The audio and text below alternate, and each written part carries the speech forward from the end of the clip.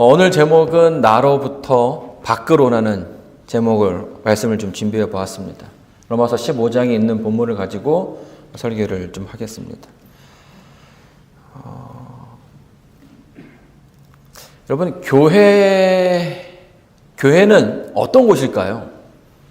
여러분이 지금 이제 앉아 계신 이 예배당, 그리고 성경에서 말하는 교회란 과연 어떤 곳이 교회라는 곳일까요? 교회는 세상 가운데 있죠. 세상의 터를 잡고 그 세상에서 건물이 세워진 곳이 바로 교회입니다. 자, 그러나 비록 우리가 이제 세상 가운데 있지만 그 가운데서 하나님의 나라를 바라보는 것이 교회죠. 그러니까 세상에 있다고 세상이 아니라 세상에 있지만 우리가 이 땅에 발을 내딛고 있지만 우리의 시선은 어디를 향해야 되는 겁니까? 하늘을 향해야 되는 거예요. 하나님이 계신 곳을 향하는 사람들, 그들이 모인 곳이 교회라는 것입니다. 그렇기 때문에 이 교회 안에는 하나님의 섭리가 존재해야 되고요. 하나님의 뜻이 이 교회 안에 있어야 하는 것이에요. 자, 그런데 오늘날 이제 시대가 많이 변했죠. 교회가 생긴 지 한 2000년이 지나고 있습니다. 그리고 한국의 기독교가 전파된 지는 한 120년이 지나고 있는데요. 오랜 시간 동안 교회가 세상 가운데 있는데 점점 그 모습을 잃어가고 있다라는 거예요. 처음에 한국에 그 기독교가 전해질 때만 하더라도 기독교인들은 정말 예수님 외에는 아무것도 추구하는 것이 없는 사람이구나. 헌신적인 사람이다라는 그런 이미지를 가지고 있는데요. 오늘날 이 교회라든지 또 그리스도인들에게 비춰지는 또 그들에게 향하는 세상 사람들의 시선은 오늘 우리의 모습과 우리의 마음과는 같지 않다라는 거예요. 그리고 어쩌면 우리 스스로도 교회를 다니고 있지만 하나님의 어떤 섭리가 있어야 되는 이 곳에 그것이 없다라고 느끼는 분들도 계실 줄 몰라요. 자, 그렇다면 왜 하나님께서 이 교회의 주인이시고 교회에 하나님의 그 분명한 뜻이 있고 섭리가 있어야 함에도 불구하고 우리는 오늘날 그것을 느끼지 못하는 이유가 무엇이겠습니까? 뭘까요? 몇 가지 이야기가 있지만 그 첫 번째로는 경험의 부재입니다. 여러분, 낚시를 해본 적 있으세요?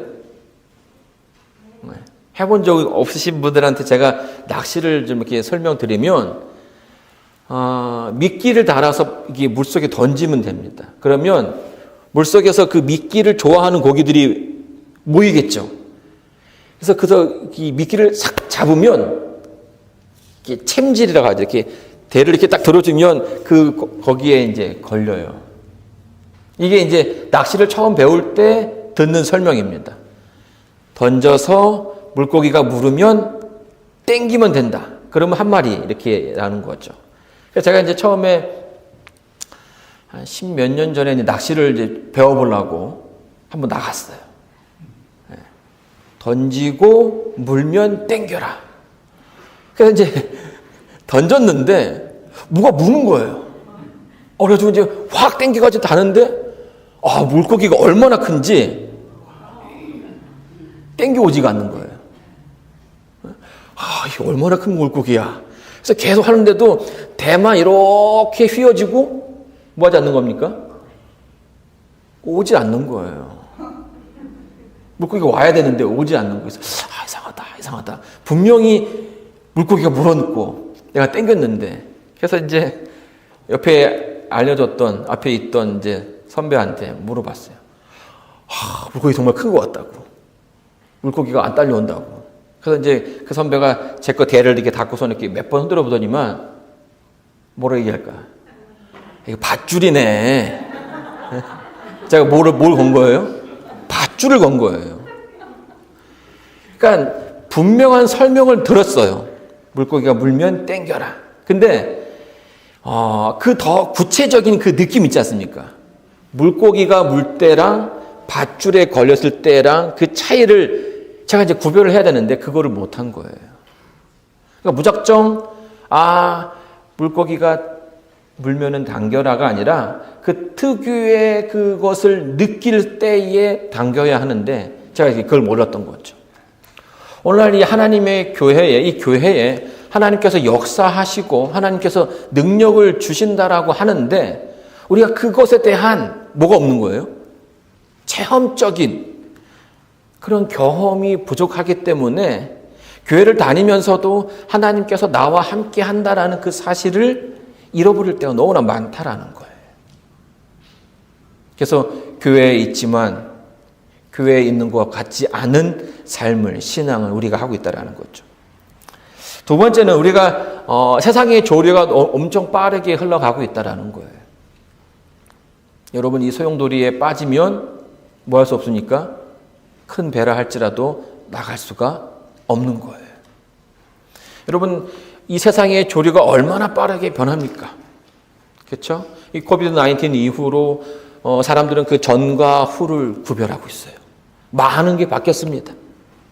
교회 안에서 예배 드리는 것도 바뀌게 되었고 사람 만나는 것도 그렇고 무언가 집회를 하는 것에도 상당히 많은 제약이 있다라는 거예요.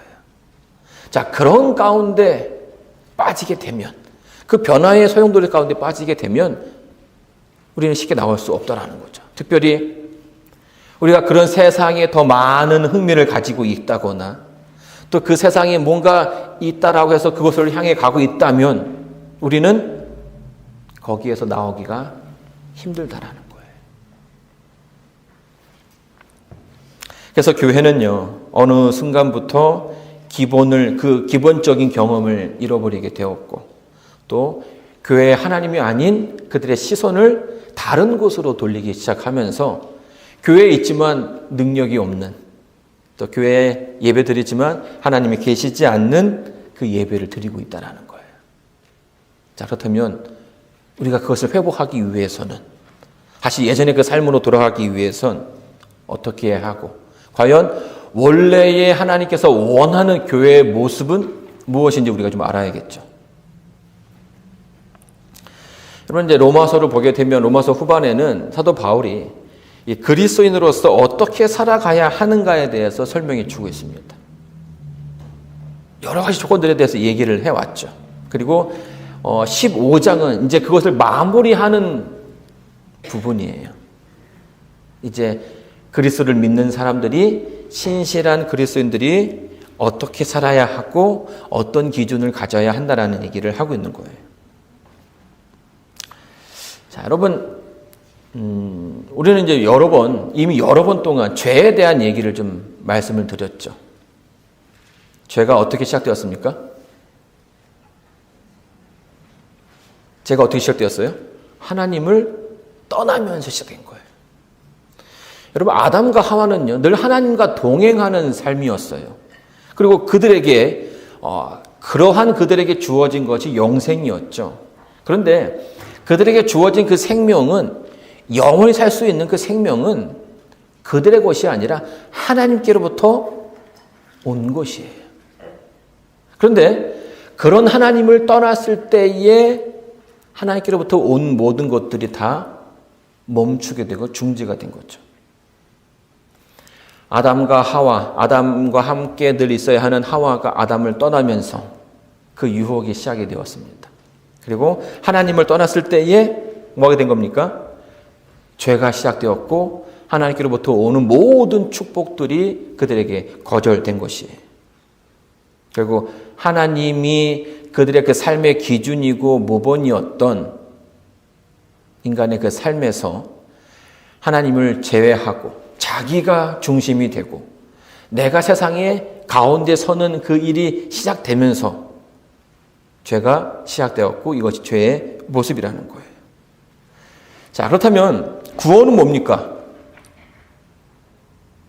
죄를 통해서 우리가 하나님과 분리됨으로부터 생명이신 하나님께 분리가 되어서 우리가 죽게 되어오는 거죠. 구원은 뭐예요? 이제 죽을 수밖에 없는 인류가 다시금 살 수 있게 되었다라는 소식이 복음입니다. 그리고 그것을 얻는 것, 그 생명을 얻는 것이 구원이죠. 그 말은 죄에서 건짐을 받았다라는 뜻이고요. 또 죽을 수밖에 없는 운명이었지만 살 수 있다라는 것이에요. 그리고 하나님과의 관계가 벌어진 인간에게 다시금 하나님과 함께 할 수 있다라는 그것이 바로 구원입니다. 자, 근데요, 이것은 그냥 신체적으로 하나님과 가깝게 된다는 것이 아니라 하나님과 더 친밀한 관계를 갖는다는 뜻이에요. 신체적인 변화뿐만 아니라 나의 그 내면과 품성까지도 영향을 준다라는 거죠. 여러분, 이제 성경을 이제 쭉 보게 되다 보면요, 이 성경의 창세기 1장과 2장에는 죄가 존재하지 않습니다. 그렇죠? 그리고 창세기 3장부터는 이제 죄가 들어오기 시작해서 인류가 이 죄 때문에 얼마나 많은 고통을 받게 되는지, 또 왜 죽어야 하는지, 또 그 죽음 가운데서 인간이 어떤 고민과 또 번뇌가 있는지를 설명해 주고 있어요. 그러나 이렇게 죽음 가운데 있는, 죄 가운데 있는 이들에게 하나님께서 다가오십니다. 그리고 그들에게 구원의 길을 열어주셨죠. 그래서 그 죄의 문제, 죽음의 문제가 해결된 다음이 언제냐면 바로 계시록 21장과 22장에 보게 되면 이제 지구의 모든, 그리고 우주의 모든 죄의 문제가 해결되게 되는 거예요. 이 계시록 21장과 22장에 보게 되면 이제 구원받은 사람들에 대한 설명이 아주 자세하게 나옵니다. 자, 우리 성경 말씀 계시록 21장 3절 말씀을 한번 보도록 하겠습니다. 내가 들으니 보좌에서 큰 음성이 나서 가로되 보라 하나님의 장막이 사람들과 함께 있음에 하나님이 저희와 함께 거하시리니 저희는 하나님의 백성이 되고 하나님은 친히 저희와 함께 계셔서. 7절입니다. 이기는 자는 이것들을 유업으로 얻으리라. 나는 저희의 하나님이 되고 그는 내 아들이 되리라. 자, 여러분, 제가 이제 두 절을 읽어 드렸는데요. 이 두 절의 특징이 뭘까요? 하나님을 믿는 사람들의 특징이 뭐예요? 거창한 게 아닙니다. 이 두 절에 계속 공통적으로 언급하고 있는 것은 하나님께서 그들과 함께 하신다라는 거예요. 그러니까 하나님의 성도라는 것은 그들의 어떤 그 삶이 도덕적으로 완벽하냐 완벽하지 않느냐의 문제가 아니라 그들의 그 삶 가운데 하나님께서 계시느냐, 하나님과 함께 하느냐의 문제라는 거죠. 그래서 하나님과 함께 하는 사람들은 그들의 그 삶의 주인이 누구라는 거예요? 하나님이라는 거예요. 그러니까 내가 아니라 누굽니까? 하나님이에요. 그래서 성경은 그런 사람들, 하나님을 나의 주인이라고 부르는 사람들을 하나님의 아들이라고 얘기하고 하나님의 딸이라고 이야기하는 것입니다. 에덴 동산에서 늘 하나님과 동행하던 아담과 하와가 하나님을 떠남으로써 하나님과의 그 관계가 끊어졌죠. 근데 그런 그 끊어진 관계를 회복하기 위해서 예수님께서 이 땅에 오셨습니다. 화평케 하는 자는 복이 있나니 하나님의 아들이라 일컬음을 받으리라. 여러분, 이 화평케 한다라는 말의 뜻이 뭔지 아세요? 영어로는 피스메이커예요. 불화한 가운데 그 불화를 해결하고 서로 화목하게 만드는 사람들의 역할이 뭐라는 거예요? 하나님의 아들이 하는 일이라는 거예요. 그래서 예수님께서 이 땅에 오셔서 하신 일이 그거예요. 하나님과 인간 사이에 그 갈라진 틈을 예수님의 십자가를 통해서 연결하고 다시금 인간을 하나님께로 올 수 있게끔 한 것. 이것이 하나님의 아들의 역할입니다. 그리고 그것을 통해서 우리는 구원을 얻게 되는 것이죠. 그러면 사도 바울이 이 15장 1절과 2절에서 하나님의 만난 사람들이 어떤 사람들이는가를 이렇게 설명하고 있습니다. 우리 강한 자가 마땅히 연약한 자의 약점을 담당하고 자기를 기쁘게 하지 아니할 것이라.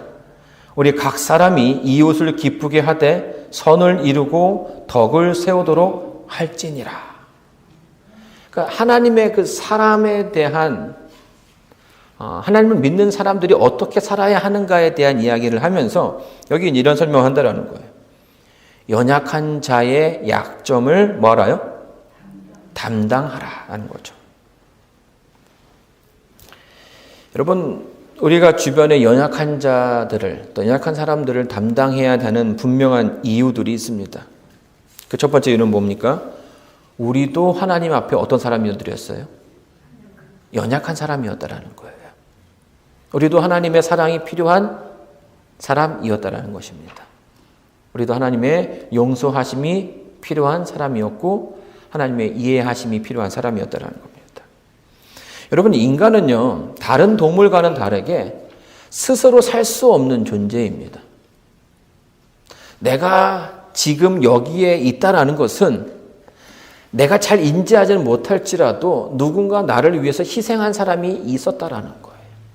맨 처음은 누굽니까? 나의 어머니가 계셨죠. 10달 동안 뭐 하는 거예요? 가고 싶은데 가지 못하고 먹고 싶은 거 마음대로 먹지 못하면서 10달 동안 자기 자신을 희생했습니다. 그 희생을 통해서 우리가 태어나게 되온 것이에요. 그리고 어릴 적에 또 주변에서 나를 돕는 많은 사람들, 그들의 희생과 헌신이 오늘 나로 하여금 이 자리에 서게 만들었다라는 거죠. 두 번째로 우리가 연약한 자를 담당해야 되는 이유는 예수님께서 뭐 하시는 겁니까? 연약한 자와 동일시하고 있다는 거예요.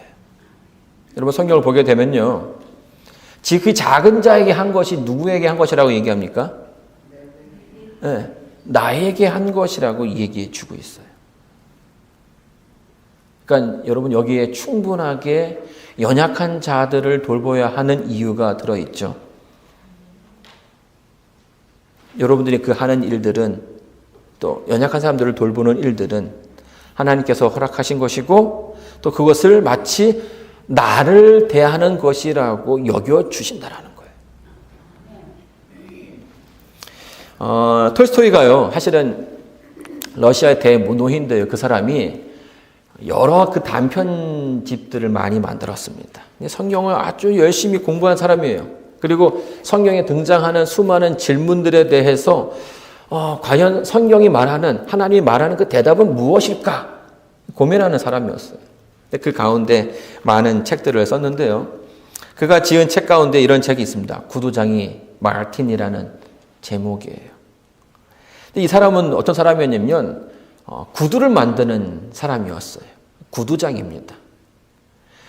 근데 이 사람에게는 아들이 있었고 와이프가 있었는데 아주 성실하게 일을 해서 제법 좋은, 사람들에게 좋은 어떤 명망을 받는 그런 사람이었습니다. 근데 어느 날 그게 아주 큰 사건이 일어나게 됐죠. 사고를 통해서 자기 사랑하는 와이프와 아들이 죽은 거예요. 도저히 이해할 수 없는 거죠. 왜 나에게 이런 일이 일어나게 되었는가? 그래서 그날부터 그는 좌절하고 술을 마시기 시작했습니다. 그리고 하나님을 원망했죠. 그렇게 허송세월을 보내고 있는 가운데 한 노인이 그에게 이런 말을 하는 겁니다. 세상 일은 하나님의 뜻대로 되니 우리가 판단할 수 없어. 지금 내가 힘든 것은, 네가 힘든 것은 네가 너의 기쁨으로 살아가려고 하기 때문이다라고 얘기하는 겁니다. 네가 지금 힘든 것은 뭐 때문이라는 거예요? 네가 너의 기쁨만을 위해서 살아가기 때문이라는 거죠. 자, 그래서 마틴이 이 말을 들은 다음에 하나님에 대해서 좀 더 알기를 원했습니다. 성경을 매일 아침에 성경을 읽고 하루하루를 살아가기 시작했죠. 어느 또 그의 그 삶이 바뀌기 시작하는 거예요. 하나님의 사랑이 무엇인지 알게 되었고 또 이웃을 사랑한다는 것이 무엇인지 알게 되었습니다.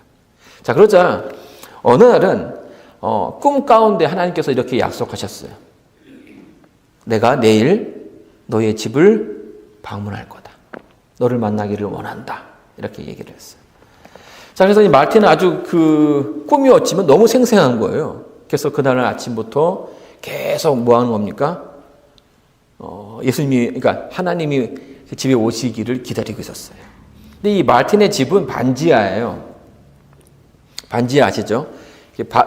집의 반이 땅에 묻혀 있는 겁니다. 그리고 창문으로 밖을 볼 수 있는데 대부분 뭐가 보입니까? 사람들의 발이 보이는 거죠.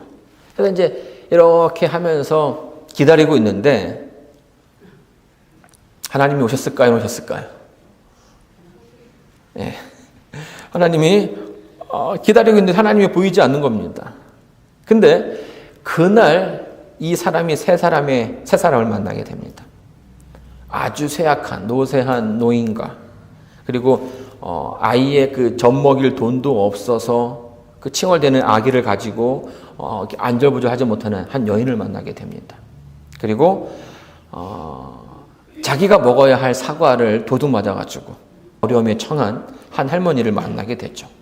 근데 이 사람이 이제 그 사람들을 보면서 이렇게 밖을 내다보면서 뭐 한 거예요? 참 안 됐구나 해서 그 사람을 자기 집으로 불러다가 그들의 그 필요를 채워주게 됩니다.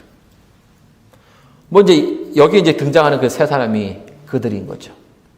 근데 이제 대충 눈치를 채셨겠지만, 이 마틴이 창밖을 보고서 도움을 청한 이 세 사람이 누구였어요? 네, 예수님이었던 거예요. 그러나 예수님 오시지 않았지만, 그날 그 꿈 가운데 하나님께서 그에게 오셨습니다. 하나님, 제가 얼마나 기다렸는데 왜 오시지 않았습니까? 라고 했을 때 하나님께서 내가 너를 3번이나 만났다라고 얘기해 준다라는 거죠. 여러분, 여기서 이 이야기 가운데서 우리가 주목해야 할 것은 이 마틴의 눈길이 자기가 하고 있는 일에 머무르지 않았다는 거예요. 그가 구두수성공이었지만 그것에 자기의 눈길을 고정한 것이 아니라 계속 어디를 봤습니까? 창문 너머로 그 밖에 누가 있는지 누가 오는지를 살펴봤다라는 것이에요. 자기의 하는 일에 집중한 것이 아니라 어느샌가 이제는 밖을 볼 수 있는 자기의 그 창문 밖을 내다볼 수 있는 사람으로 마틴은 변하고 있다라는 거예요. 그리고 그 창문 밖에도 누가 계신다는 거예요? 하나님께서 계신다는 것을 알게 되었어요. 여러분, 우리는요, 종종 신앙을 하면서 나의 모습에만 치중하는 모습을 보게 됩니다. 그리고 나만 준비되면 다 되었다라고 생각하시는 분들도 있다라는 거예요. 그러나 성경은 우리의 시선을 내 안에서 고정하지 않는다라는 거예요. 나로부터 시작해서 어디로 나아가기를 바라고 있습니까? 밖으로 나아가기를 원하는 거예요. 그리고 그 밖에 계신 하나님을 만나기를 원한다는 것입니다. 성경은 그래서 이렇게 얘기합니다. 형제 사랑하기를 계속하고 손님 대접하기를 잊지 말라. 이로써 부지 중에 천사들을 대접한 이들이 있었느니라. 자기도 함께 갇힌 것 같이 갇힌 자를 생각하고 자기도 몸을 가졌은즉 학대받는 자를 생각하라. 그러니까 자기의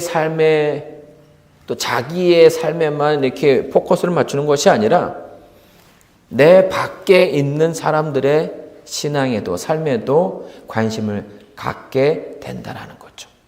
그것이 하나님께서 일하시는 방법이고 그 가운데 하나님께서 뭐 하신다는 거예요? 역사하신다는 거예요. 여러분, 사도 바울이요, 로마서 15장을 시작하면서 이웃을 기쁘게 하라고 이야기해 주고 있어요. 내 이웃을 기쁘게 하라. 마치 이 톨스토이가 그 마틴을 통해서 자신을 기쁘게 하는 것이 아니라 다른 사람을 기쁘게 하라고 말한 것처럼 우리 인생 가운데 이런 모습이 드러나야 한다는 거예요. 이웃의 기쁨을 위해서 사는 사람들. 이것이 하나님의 아들의 또 딸의 모습이라는 거죠. 하나님께서 처음에 이제 우리를 만드실 때에는요, 지금 우리의 모습과는 같지 않다라는 거예요. 이타적인 사랑을 가진 사람들이었습니다. 늘 다른 사람들을 생각하는 사람들이었죠. 그래서 아담이 이 사과를 따먹은 하와를 봤을 때 어떻게 합니까? 저 하와가 죽는구나. 그래서 뭐 하는 거예요? 그 하와가 불쌍해서 안타까워서 함께 해줘야겠다는 생각이 들었어요. 그러니까 내가 나만 살아야지가 아니라 저 사람을 내가 살려야지, 내가 함께 해야지 하는 생각을 가졌다는 거예요. 근데 죄가 들어오면서부터 그 마음이 어떻게 됩니까? 완전히 바뀌게 되죠. 이타적인 사랑이 아니라 이기적인 사랑으로 바뀌게 되었다는 거예요. 그러면 우리가 하나님을 내 마음의 주인으로, 나의 삶의 그 구주로 영접했다면 우리의 사랑이 바뀌어야 된다는 거예요. 방향이 바뀌어야 된다는 것입니다. 나를 생각했던, 나를 기쁘게 살아왔던 내 신앙이, 내 삶이 이제는 타인을 향하는 삶으로 바뀌어야 한다는 것이. 여러분, 교회 안에 우리가 지향해야 하는 모습도 그와 마찬가지입니다. 내가 나의 그 삶의 기준이었다면 이제는 예수님을 영접함으로써 내가 기준이 아니라 이웃이 기준이 되고 하나님의 그 뜻, 하나님의 가치가 기준이 되어야 한다는 거예요. 그것을 사도 바울은 뭐라고 설명하냐면 선과 덕이라고 이야기합니다. 사도 바울이 선과 덕을 이루기 위해서 그것이 기준이 되어야 된다고 저희들에게 얘기해 주고 있는데요. 이 선을 이룬다라는 말은 자기를 위함이 아니라 다른 사람들을 이렇게 생각하고 그를 돕는 모습이라고 설명을 합니다. 그리고 덕을 세운다라는 말은 헬라어로는 집을 세운다라는 말이에요. 집을 세운다. 그러니까 하나님께로부터 받은 지혜와 사랑, 은혜와 거룩, 이것들을 통해서 점점 뭐 해가는 겁니까? 하나님의 교회를 세워간다라는 거예요. 그냥 아주 단순한 목적이 아니라 나의 어떤 그 이익을 위해서 하는 것이 아니라 나의 그 삶 자체가 하나님의 몸된 교회를 위해서 하나씩 세워가야 된다라는 거예요. 그럴 때 뭐 하는 거예요? 하나님의 능력이 우리 가운데 임하게 된다라는 거죠. 물론 우리의 그 삶 가운데서 하나님의 그 뜻을 따라간다라는 것은 쉽지 않은 일임을 알고 있습니다. 우리가 매일 이제 고민하는 게 그거죠. 하나님의 뜻이 있음에도 불구하고 우리 어떤 그 본성과 늘 상충되어서 충돌해서 그 가운데 고민하는 겁니다. 자, 그런데 바울이 이제 이러한 얘기를 합니다. 4절부터 6절에 보게 되면요. 무엇이든지 전에 기록한 바는 우리의 교훈을 위하여 기록된 것이니 우리로 하여금 인내로 또는 성경이 아니로 소망을 가지게 함이라. 이제 인내와 안위의 하나님이 너희로 그리스도 예수를 본받아 서로 뜻이 같게 하여 주사. 한 마음과 한 입으로 하나님 곧 우리 주 예수 그리스도의 아버지께 영광을 돌리게 하려 하노라. 여러분, 우리가 하나님의 뜻대로 사는 것이 쉽지 않습니다. 그렇죠? 어려워요. 그래서 사도 바울이 뭐라고 하냐면 그 가운데 인내하라고 이야기하고 있는 거예요. 안위하라고 이야기하는 것입니다. 여러분, 우리의 그 삶의 신앙이 인내가 필요합니다. 여러분, 내가 다니는 교회에 하나님의 뜻을, 하나님의 일을 하지 않는 사람들이 없습니다. 모두가 다 하나님의 일을 하는 사람들이죠. 물론 대부분 다 교회를 위해서 하는 사람들이지만 그 모습과 정도가 다를 수 있다는 거예요. 그래서 내가 보기엔 좀 부족해 보일 수도 있고 내가 보기에 좀 더해 보일 수 있다는 거죠. 여러분, 이게 우리의 모습입니다. 우리의 연약함이에요. 서로 다른 사람들을 대할 때에 우리의 부족이 드러날 수 있는 거죠. 그러나 그렇기 때문에 더욱더 우리에게 뭐가 필요합니까? 인내가 필요한 거예요. 인내가. 기다림이 필요하다는 것입니다. 여러분, 부부관계가 그렇죠. 여러분, 처음에 연애할 때 어떻습니까? 저 사람 안 보면 죽을 것 같아. 그렇죠? 그리고 그 사람 얼굴만 보면 뭐합니까? 행복합니다. 막 그냥 약간 반쯤 이렇게 좀 정신 나간 사람들처럼 막 그냥 괜히 싱글벙글 대고 다닌단 말이에요. 근데 그 이유가 뭐예요? 내가 정말 나를 100% 사랑해주는 사람을 만났다라는 확신이 있었기 때문에 그런 거 아니겠어요? 근데 그렇게 좋아서 결혼했는데 그 사랑이 그 모습이 계속 가든가요? 그렇지 않다라는 거예요. 시간이 지나면 예전에 그렇게 멋있어 보이는 그 모습이 왜 이렇게 찌질해 보이는지, 그죠? 어느 순간부터는 그 사람의 얼굴만 봐도 이렇게 막 화가 나는 그 지경이 이르게 된다라는 거예요. 그리고는 어느 순간에는 내가 속았구나라는 생각이 들 때가 있다라는 거예요. 자, 그런데 여기에서 끝나면 안 되겠죠. 결혼의 묘미는 이제부터 시작이라는 거예요. 자, 여러분, 여기 이제 한 작가가 이제 만화를 아주 오래된 만화예요. 근데 이 사람이 뭘 하는 사람이면 진정한 사랑을 찾아서 나서는 겁니다. 지금 사랑을 하트를 반쪽을 들고 있거든요. 여기 보게 되면 진정한 사랑이 무엇인가? 나와 아주 완전한 사람을 만나야겠다라는 소망을 갖고 있다라는 거예요. 여러분, 교회도 마찬가지죠. 모두가 다 맞으면 정말 좋죠. 마치 그 빗살까지도 다 이렇게 딱 맞는 사람을 만나면 얼마나 행복하겠습니까? 근데 여러분, 그런 사람을 만날 수 있을까요, 없을까요? 없어. 제가 없다고 봅니다. 네. 그런 사람을 만날 수 없다고 봐요. 자, 근데 그래서 이제 이 청년이 계속 그런 사랑을 찾아서 나서는 겁니다. 여러 사람 만나봤지만 맞지 않는 거예요. 뭐라고 얘기합니까? 빈 곳을 채우려 하다 보면 사소한 다툼이 생기는 건 아닌가요? 그리고 그러다가 뭐 하는 거예요? 헤어진다라는 거죠. 남녀 간의 그 차이가 너무나 확실해서 우리는 아닌가 보구나 하고선 헤어진다라는 거예요. 자, 근데 여기 보게 되면 이 할아버지는 뭐라고 얘기하냐면 무엇으로 채우려는가가 문제겠지. 필요한 것을 채우려면 부족하지만 믿음과 이해로도 빈 곳을 채우기에 충분하다라는 거예요.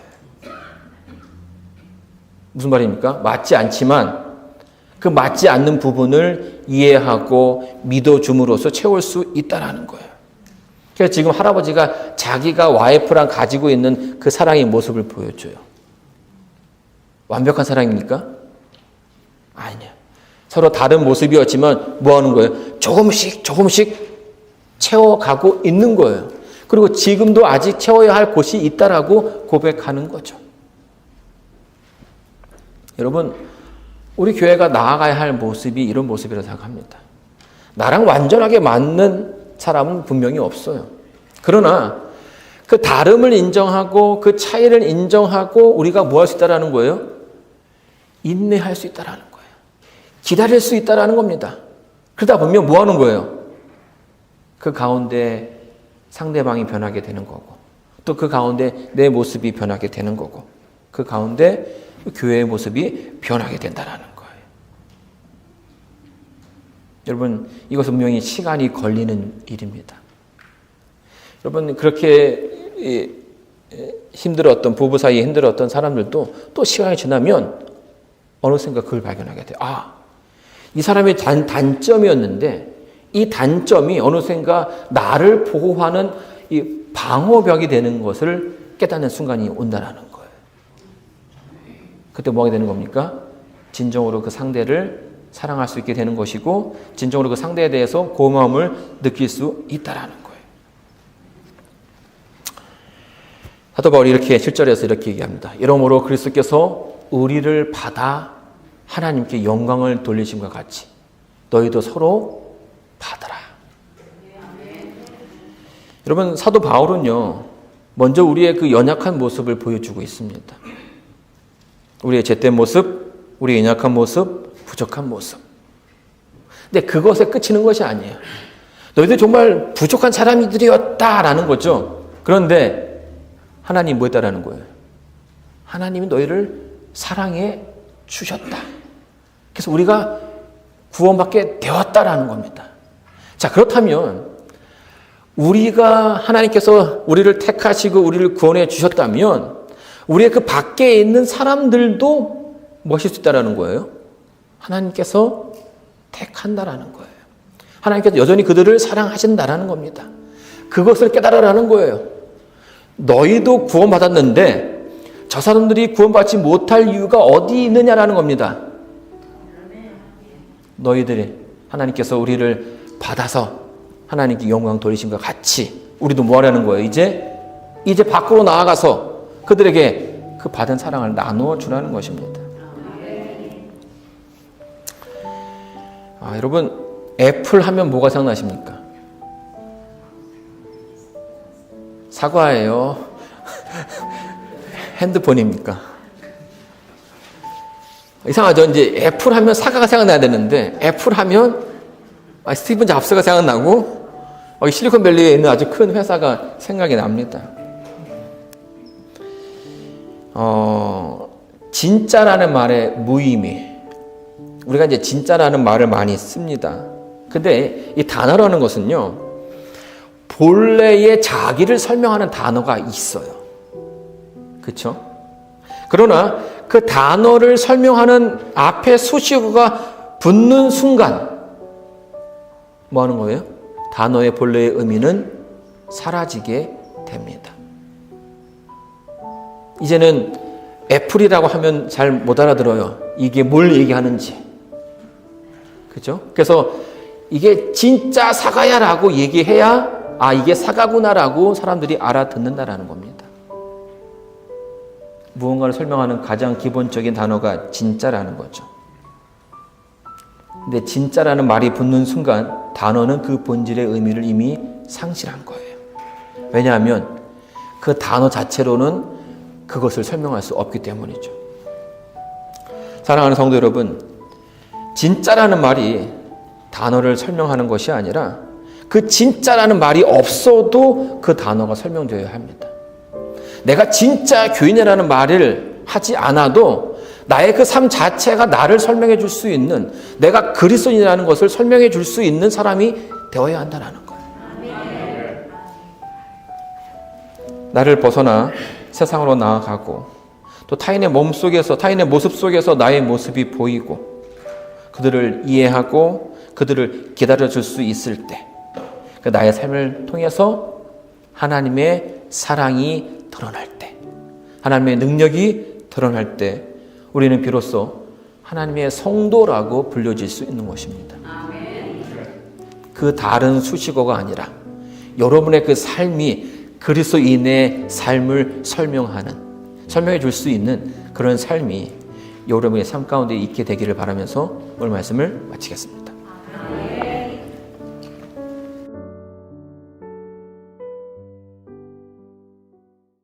이제는 아버지 하나님의 사랑과 예수님의 은혜와 성령 하나님의 감화 감동하심이 이들의 고개 숙인 말과 입으로 설명하는 것이 아니라 그들의 삶으로 하나님의 사랑을 설명하기를 원하는 우리 성도님들에게 이제부터 영원까지 함께하여 주시기를 바라오며 사랑만 하신 예수님 이름으로 기도드리옵니다.